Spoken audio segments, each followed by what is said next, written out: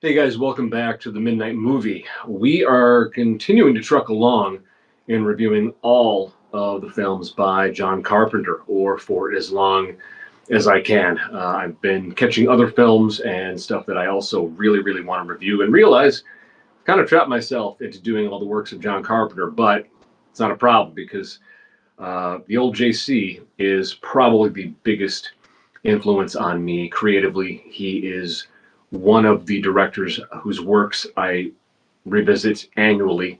Him, Tarantino, Tarkovsky, Friedkin. These are all guys you guys should be watching and rewatching. Just infinitely entertaining, good stuff. But yeah, John Carpenter really, he is right there in the nucleus of my childhood. And yeah, we reviewed Assault on Precinct 13, and we reviewed Halloween, the perennial classic, with our brother Noah, who is in big demand and doing lots of cool stuff out here. So hopefully we'll get him back. But I know that he really enjoyed The Fog, and he really loved Escape from New York. So yeah, hopefully we can get him back on these. But yeah, I have yet to show any John Carpenter films to any friends that are unfamiliar with his work that are disappointed. It's always a hit, which is cool. The Fog in particular is a film that I feel really is one of Carpenter's underrated gems, which um, seems kind of odd because at this point in his career, by 1980, people know about Halloween. People, at least critics, really loved Assault on Precinct 13. But I think the issue with The Fog is that it's wedged between the mega hit, the cultural touchstone of a film that is Halloween, 1978, and then 1981's Escape from New York, which really created the archetype of sort of the dystopic, post-apocalyptic anti-hero. So beautifully done by Kurt Russell. And The Fog kind of, I think, gets lost in the shuffle, and it's a shame because it is a perfect movie. I mean, perfect. Like Jaws, perfect. Like Citizen Kane, perfect. Like Casablanca, perfect. Like The Exorcist, perfect. That's how perfect. Like Halloween, perfect. The Fog is just a perfect film. And it's really kind of a simple plot. I won't ruin too much for you. I won't ruin anything for you. But The Fog is it was an independent horror film. So at this point, you still have John Carpenter and his partner Deborah Hill, who was his wife at one point. They're doing this again, like Halloween, an independent horror film, an independent with $1.1 million budget, which for 1980s is quite a bit. And again, co-written by Carpenter and his former wife, though they were still business partners, Deborah Hill. She produced a lot of his films. She was fantastic, had a lot of great ideas. And The Fog basically takes place in a community off the coast of California, a fictional town called Antonio Bay. And they are coming up on their, I think is it their 100th or 200th anniversary. So April 21st, 1880 is when Antonio Bay was founded as a town or a township. And odd things begin to happen as we've sort of reached, as we're on the eve of this anniversary. Um, Electrical devices start going off, cars are turning on at the hour of midnight um, on the anniversary of the founding of Antonio Bay. These weird things start happening at midnight. And at first, nobody really thinks much of it. Nobody's really putting things together, and it's a sort of business as usual. And the townspeople, the characters that we're introduced to, it's kind of, I don't know, just a really solid cast. You have Adrienne Barbeau, who is absolutely killer in this movie. I had a huge crush on her growing up. Adrienne Barbeau, she would star, she's the lead in The Fog. She is supporting in Escape from New York. She was in the original Swamp Thing. She was in a short-lived TV series that spun off of All in the Family called Maude. This really talented, beautiful woman, and at the time was dating John Carpenter. And what do you know? She is the lead of this film, and I'm not uh, ascribing any. Anyways, I think she works. I think it absolutely. She's a fantastic actress. Whether she was dating Carpenter or not, I don't really care. I can't really see anybody else in this role of hers, and she is basically. She's originally from Chicago. She kind of has a life change, moves out to Antonio Bay, basically buys a lighthouse, and is sort of in charge of a local radio station. So she has to do double duty as the lighthouse keeper and overseeing this literally one woman show of of a local radio station, and that sets the stage for when these odd things are happening. She's kind of isolated in this place, not the entire movie, but at certain points. In addition to Adrienne Barbeau, we have Jamie Lee Curtis coming back. Interesting story about that when John Carpenter reached out to Jamie Lee Curtis to fill a role in The Fog. He didn't think she'd be available, and actually, she was more than available. Despite the massive success of Halloween, her phone wasn't ringing. What did she say? In an interview, she said she had maybe done one other movie by then. I can't remember. Maybe Prom Night was later, but I think she had maybe done one movie and had one TV role with her own mother, Janet Leigh, on an episode of Love Boat. So, just because you are the child of famous actors like Janet Leigh and Tony Curtis, again, doesn't necessarily mean that your phone is ringing. And he added Jamie Lee to the cast. We also have John Houseman, who I don't know, depending on if you're young, you've probably never seen this guy before, but he was kind of all over television in the 80s and 90s, and certainly in film in the 70s. He plays the pastor of a local church who seems to drink a lot and is the holder of a deep, dark secret, which we will learn about. And of course, Janet Leigh is sort of one of the city council people in charge of this massive celebration for Antonio Bay's 200th anniversary, and really just absorbed in her work in kind of a I don't know, just busy people who don't really check in with themselves, don't even seem to be living a life. They're just kind of just busy and working. That's kind of Janet Leigh's role in this movie.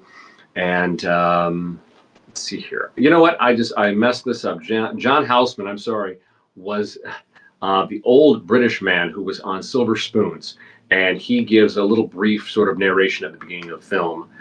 The pastor is played by the great Hal Holbrook.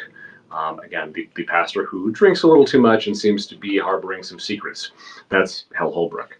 And over the course of this film, we are with Adrienne Barbeau's character, and we're seeing fog moving against the wind. We're seeing fog start to appear and getting closer to the coast. Fog moving and manifesting in unnatural ways, and people start to disappear. And in not so great ways, dangerous ways, scary ways. And over the course of this film, we learn that there is a secret behind the town of Antonio Bay, and it's an onion that just peels and peels and peels.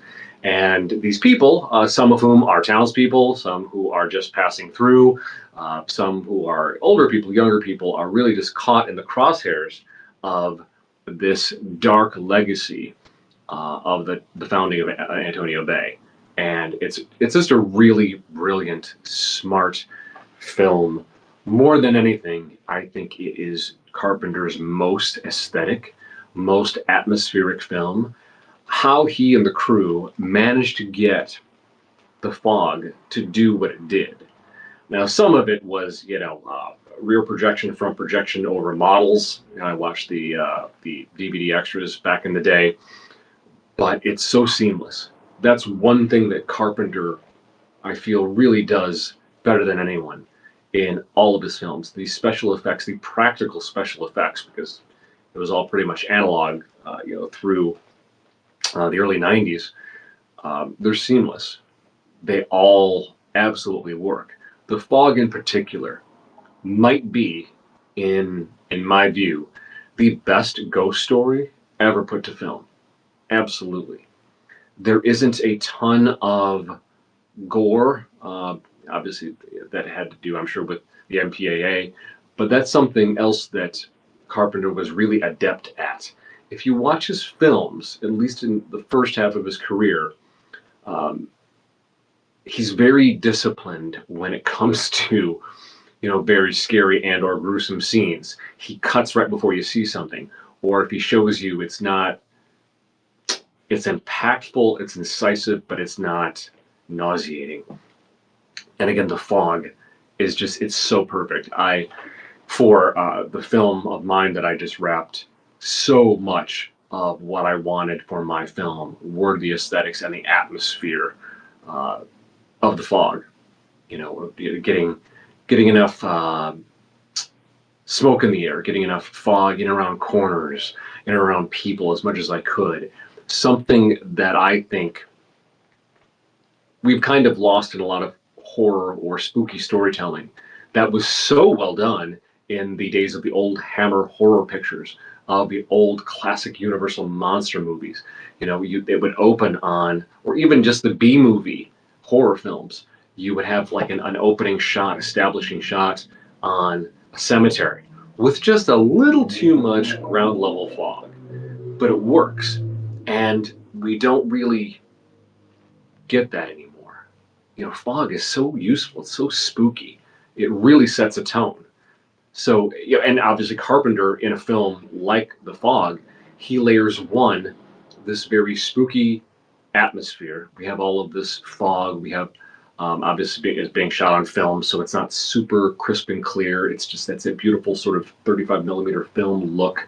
He's using Panavision cameras. He's using the beautiful anamorphic lenses that I love.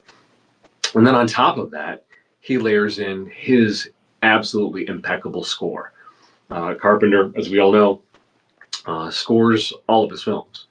And a beautiful mix in The Fog is this sort of light piano that sits somewhere between forlorn, sad solitude and a little bit foreboding and creepy, layered in with the very, I guess, oh God, I don't know how to explain it. Just the very Carpenterish synthesizer, the way that only he can play it. So he sort of merges all of these things together, and again, in my estimation, just builds the most perfect spooky ghost story ever. There are this movie should be studied as much as Halloween, as Escape from New York. It really deserves, not to say that it's derided. It doesn't seem like it wasn't panned. It made 21.3 million on a budget of 1.1 million, which is pretty good. Um, but it doesn't get the love like the other Carpenter films do, and we really need to change that. I think it is absolutely one of his best. I put it in my top three of all time. Uh, it's a fun, spooky night at the movies. It's not overly complicated in the plot. The characters, you feel like you know them. He does a really good job at just writing these townspeople. Like, okay, we got the drunken preacher. We've got sort of the busybody lady councilwoman. We've got her her personal assistant who's kind of over it and over her. We have the young single mom played by Adrienne Barbeau, who's trying to make a go of it in a new place, in a new career. Um, yeah, it's extremely grounded without being too real or too um, naturalistic. It's not too scary, but super atmospheric and spooky, um, and that has that classic horror aesthetic. And the cast is so solid. I want to give some props here to, in addition to Jamie Lee Curtis and John Carpenter, you have where is the cast? Jesus, um, another guy who would show up in a lot of the Carpenter films. Where is he? Tom Atkins. Tom Atkins, you guys, if you're horror fans, you know him. He was the lead in Halloween 3, Season of the Witch, which is the one that doesn't have Michael Myers, and they shouldn't have called it Halloween. They should have just called it Season of the Witch. Another really great example of a perfect John Carpenter soundtrack and score. But Tom Atkins is, he's, I would say, one of the primary, second to Adrienne Barbeau, he's probably the other protagonist of the film. He and Jamie Lee Curtis are sort of outside trying to solve the mystery of an overturned clipper, of an overturned fishing vessel, and, you know, sort of investigating this mystery and what's going on in Antonio Bay while Adrienne Barbeau is doing her thing. Tom Atkins is one of those just really solid actors, whether it's The Fog, whether it's Season of the Witch. He has a supporting role in Escape from New York. One of the things I love about Carpenter, and as I've been watching Carpenter's films with my pal Noah, I'm noticing that once he works with someone, he just brings them with. Like Charles Cyphers, who he first worked with in Assault on Precinct 13, shows up as the sheriff in Halloween, and then shows up as one of the navigators. I'm not sure what his position is. I think maybe he's one of the weathermen. That's it, weatherman in The Fog, and then shows up again as sort of like one of the underlings in Escape from New York. The incredible loyalty that Carpenter had to, once he worked with an actor who delivered and was solid, he's like, boom, you're coming with me. And I just love how he collects these actors. And, you know, by the time we get to The Fog, we've got this sort of beautiful ensemble of John Carpenter actors. You know, we've got Jamie Lee Curtis, Charles Cyphers. We have, and you know, additions of new people, Adrienne Barbeau, who he take with into his next film. A solid cast, an absolutely beautiful film, beautifully executed. Just a solid, spooky night of the movies. Maybe not a cultural touchstone like Halloween. Maybe not the action-packed, tense thriller of Escape from New York. But man, you owe it yourself to see this one. So I'm going to leave it at that. Again, one of my top 3 Carpenters of all time. And the guy's got a filmography, and those of you that are familiar. But check out The Fog. I think right now, where is it streaming? If you have an Amazon Prime account, you can watch it there. And yeah, you got to watch free on Prime now. Obviously, it's also in the Criterion Collection if you are a Criterion Channel subscriber, which you should be. Anybody who out there who feels that you're not getting the movies you want or you're bored with film, Criterion is fantastic. They have all the stuff. I'm also a big fan of Tubi and Plex. Those are some free streamers. You just have to register with your email. And yeah, while there are ads, they're very limited, and the depth and breadth of selection on both those streamers are excellent. And I feel like The Fog kind of makes the rounds. I think catch The Fog on Tubi, I'll catch it on Prime, I'll catch it on Plex, I'll catch it on, you know, it makes the rounds, but it's permanently in the Criterion Collection too, so it's always there. And of course, you can buy physical media too. That helps, and obviously get all the fun goodies and DVD extras on those Blu-rays. So yeah, The Fog, 1980, absolute banger, absolute masterpiece of its genre. Check it out, and yeah, let me know. Do you agree? Do you disagree? Let me know below, and I'll see you guys in the next one. Thanks.